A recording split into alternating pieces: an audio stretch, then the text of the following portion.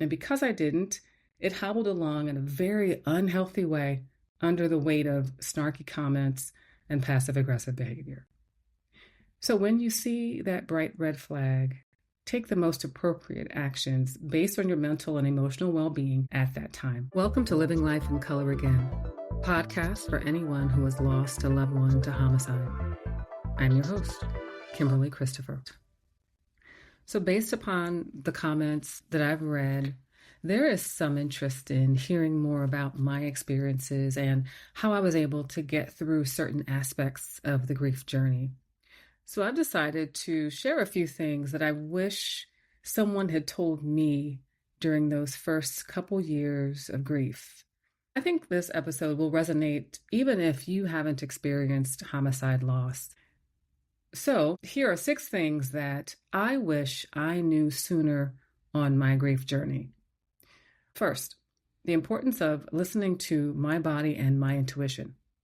I wish I knew that my body's reactions were giving me information that I should have been listening to. That includes reactions to conversations, foods, exercises, or visiting certain places. Even if we don't understand it in the moment, our bodies are giving us clues for what could be helpful or harmful.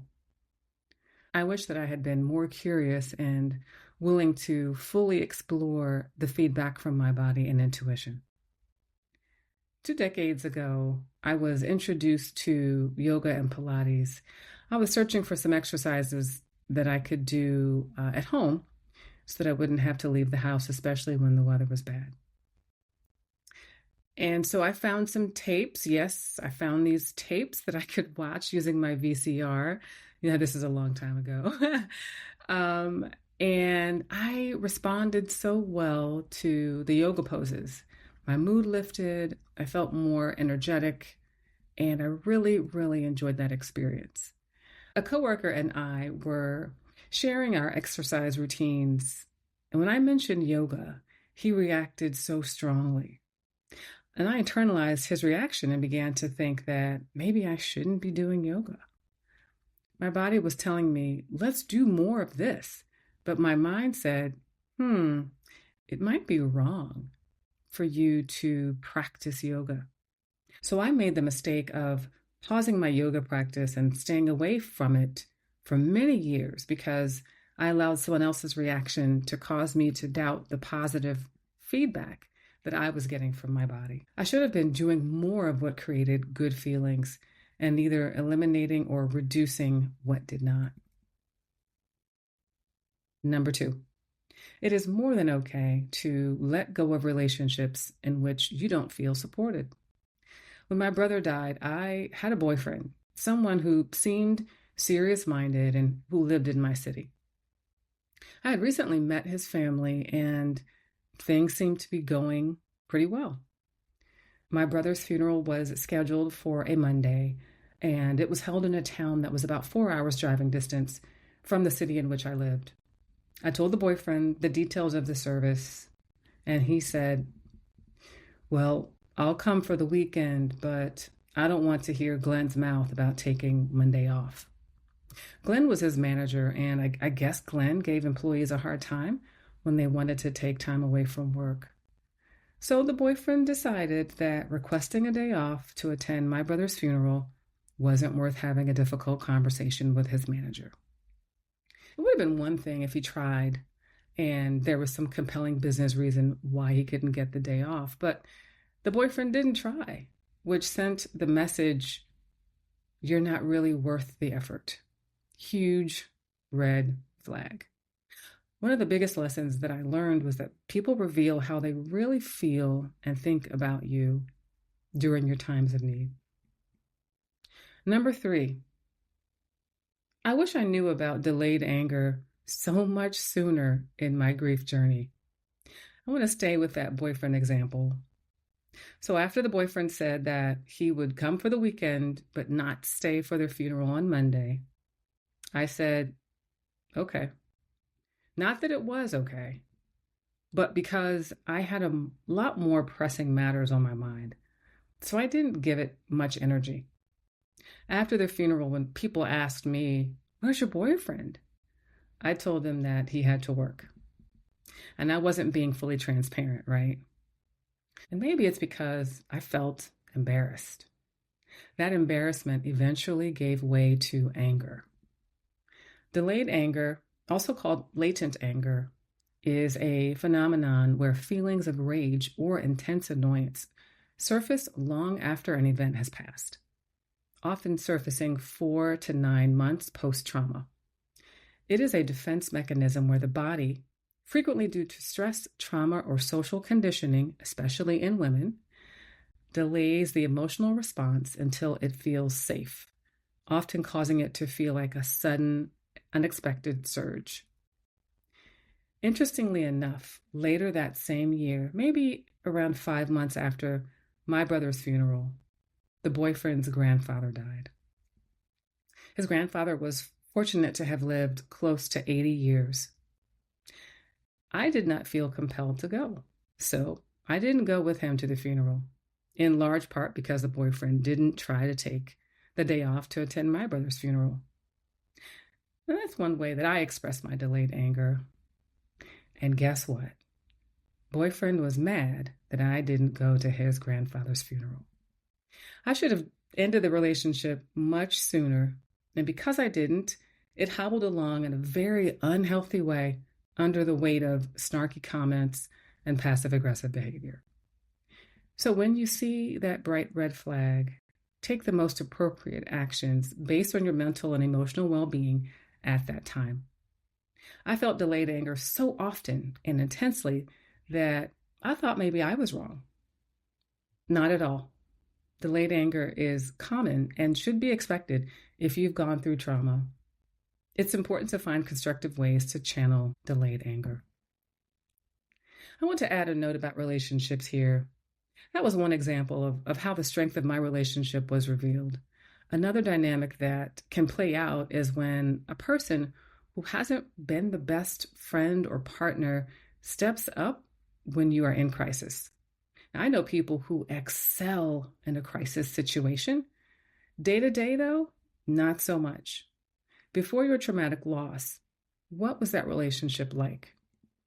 I don't believe that it's enough for someone to show up during a crisis when during normal times they refuse to be there. Some people love to play hero, and when stepping up in a crisis, they get to play the good guy or good girl role in front of other people like family and friends. And those people only see the good guy act, not what the day-to-day reality is of your relationship. Another dynamic that can show up is feeling eternally beholden to someone, like you owe them a relationship as a way to show gratitude. You don't owe someone a relationship as a token of gratitude. For example, you can say something like, I really appreciate how much you stepped up during my personal crisis. It isn't enough to offset all the ways that our relationship hasn't been working. I will always remember the kindness you showed my family and me. However, I don't want to continue being in a relationship with you. Be careful to look at someone's whole performance instead of giving more weight to how he or she reacted during your traumatic loss. The fourth thing I wish I knew sooner on my grief journey is that empathy is not something that everyone possesses. Some of the most insensitive things said to me have come from other trauma survivors, survivors of molestation, child advocates, business professionals, elders, and other people whose training led me to believe that they were safe. The sad part is that I don't even think there's a way to prepare to receive insensitive comments, not without living with your guard up 100% of the time, which I can't do. Living with your guard up is a defense mechanism often rooted in past trauma or fear, where individuals build emotional walls to avoid being hurt again. While it's designed to protect, this constant state of vigilance frequently leads to isolation, strained relationships, and missed joy, often manifesting as emotional numbness, cynicism, or a constant need for control. How have I learned to respond after someone's insensitive comment? If I believe that she's capable of having a conversation and really hearing me, then I'll pursue that and share how her words or behavior impacted me. And then it's on her to either apologize and be curious about how she can do better. If she's interested in doing that, then she may prove to be safe. If not, I have to mark her unsafe and cease contact. Number 5, people are selfish.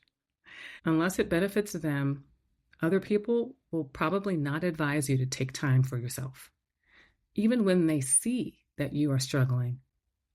If you're spending time or energy still existing like nothing traumatic has happened, still engaged in all of your social events and volunteering, know that you can and should take a break from it. Take inventory and be honest with yourself about what you no longer have bandwidth for, and then begin to create an exit plan. And lastly, I wish I knew sooner on my grief journey that plugging into and staying plugged into a network of people with similar lived experiences could be so helpful. Your networks can often serve as advocates for you, helping you navigate tricky work situations or how to manage these relationships when you don't feel like you have the energy or the agency to advocate for yourself. Early in my grief journey, I casually shared with the group that I was having a challenge. One of the group members immediately walked over to me, put her hand on my arm, and said, "Let's see how we can help, because I'm concerned about what you just shared." Although I made that remark very casually and almost like jokingly, she used her lived experience to help me through a really important and tough situation. Having that network of people with empathy and similar lived experiences can be extremely important. Despite what I've shared today, not everyone has been awful to me during my grief journey. The negative experiences do sting the most and are extremely memorable, but I have been fortunate to have had people support me at the exact time that I needed it. I have found that in difficult times, the strength of my relationships was revealed, for better or worse. Not everyone can take time off to attend court hearings with you, and that's understandable. But are they showing up for you at all? Do you feel supported? Does it seem that you've been there for someone during their times of need, but now that person is nowhere to be found? And are you in tune with your needs? What is your intuition nudging you to say or do? What has your experience been? My hope for you is that your support system rises to the occasion as many times as you need it to. Before we close, I want to have a moment of silence for anyone who is mourning the recent death of a loved one to homicide, anyone observing the anniversary of a loved one's death, or navigating holidays and or the birthday of a departed loved one. May you find peace. May you find compassion.